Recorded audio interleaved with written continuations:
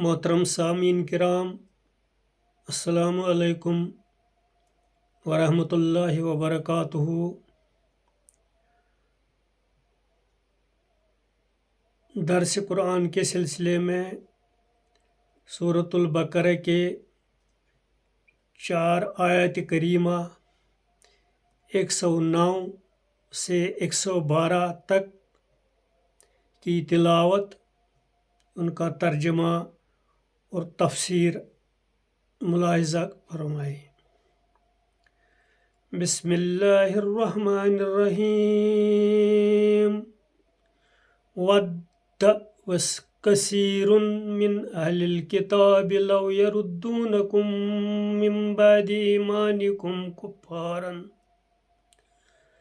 कुफ्फारन हसदन मिन इंदि अनफुसिहिम मिन बादि मा तबय्यन लहुमुल हक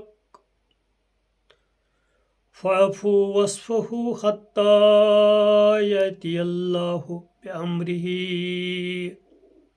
इन्नल्लाह अला कुल्लि शैइन क़दीर। बहुत से अहले किताब दिल से चाहते हैं कि तुम्हारे मोमिन हो जाने के बाद वो किसी तरह फिर तुमको मुनकिर बना देंगे,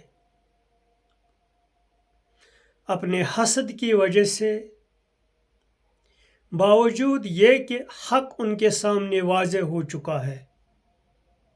बस माफ़ करो और दरगुजर करो यहाँ तक कि अल्लाह का फ़ैसला आ जाए।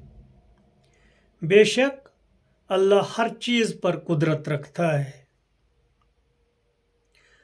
वअक़ीमुस्सलात वआतुज़्ज़कात वमा तुक़द्दिमू लिअन्फुसिकुम मिन खैरिन तजिदूहु इंदल्लाह इन्नल्लाह बिमा तअमलून बसीर।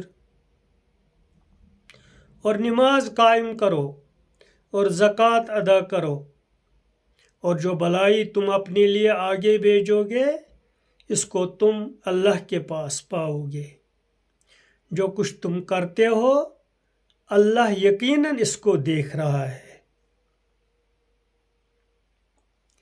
वक़ालू लन यदखुलल जन्नत इल्ला मन कान हूदन औ नसारा तिल्का अमानियुहुम कुल हातु बुरहानकुम इन कुंतुम सादिकीन। और वो कहते हैं कि जन्नत में सिर्फ वही लोग जाएंगे जो यहूदी हों या ईसाई हों।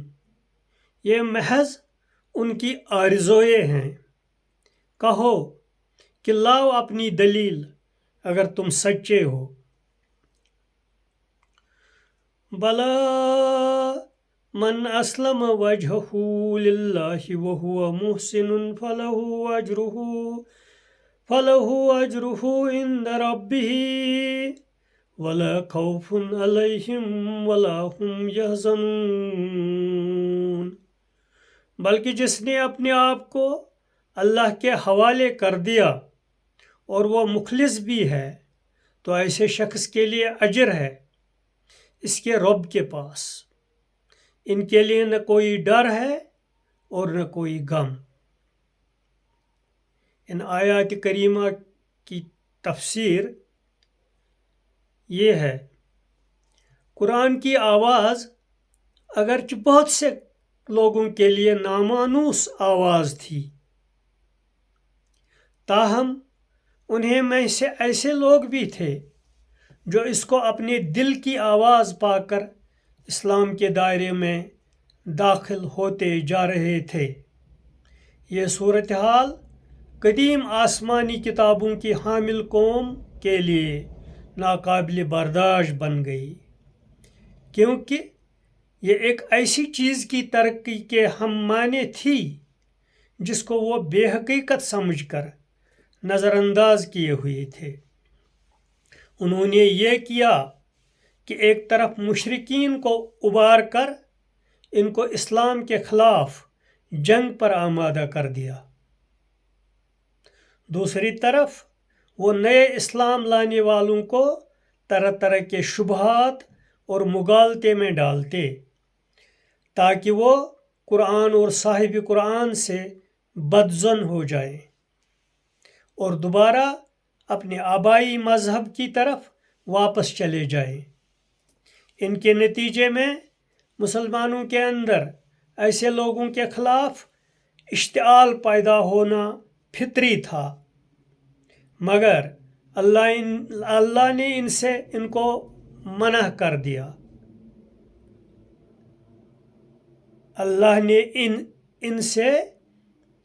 مگر اللہ نے اس سے ان کو منع کر دیا، یعنی یہ کام کرنے سے منع کر دیا کہ ان لوگوں کے خلاف کوئی اشتعال پیدا کریں۔ حکم ہوا کہ ان سے بحث و مباحثہ یا ان کے خلاف کوئی جارحانہ کارروائی موجودہ مرحلہ میں ہرگز نہ کی جائے۔ اس معاملہ میں تمام تر اللہ پر بھروسہ کیا جائے۔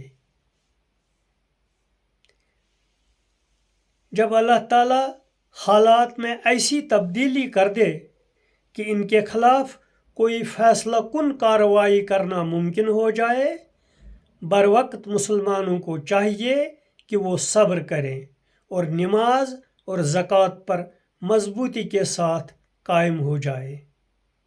صبر آدمی کو اس سے بچاتا ہے کہ وہ رد عمل کی نفسیات کے تحت منفی کارروائیاں کرنے لگے۔